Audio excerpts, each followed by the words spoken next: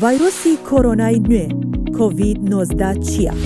ڤایرۆسەکە بۆ یەکەم جار لە شاری ووهان لە چین سەری هەڵدا و دواتر لە ئەوروپا و ڕۆژهەڵاتی ناوەڕاست بڵاوبووە.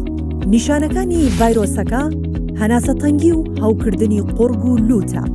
سەرەتا ڤایرۆسەکە لە ئاژەڵەوە سەری هەڵدا و گوازراوەتەوە بۆ مرۆڤ.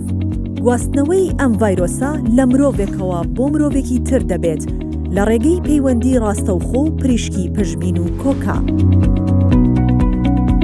نیشانەکانی ڤایرۆسەکە بریتین لە بەرزبوونەوەی پلەی گەرمی جەستە، کۆکە، هەناسەی توند و ڕەنگە هەوکردنی سیەکانیشی بەدواوە بێت.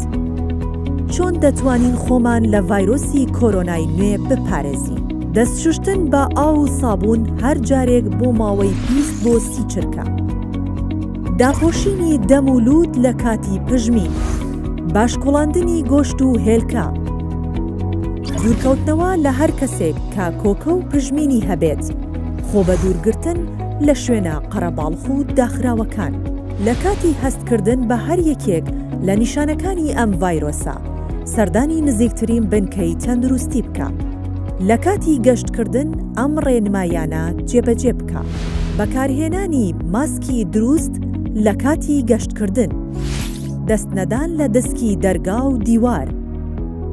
لە کاتی ڕیزگرتن دوور بۆستن لەو کەسانەی لە دەورتانن. بەردەوام بەکارهێنانی پاکشکەرەوەی دەست. بە هیوای تەندروستی باش بۆ هەمووان.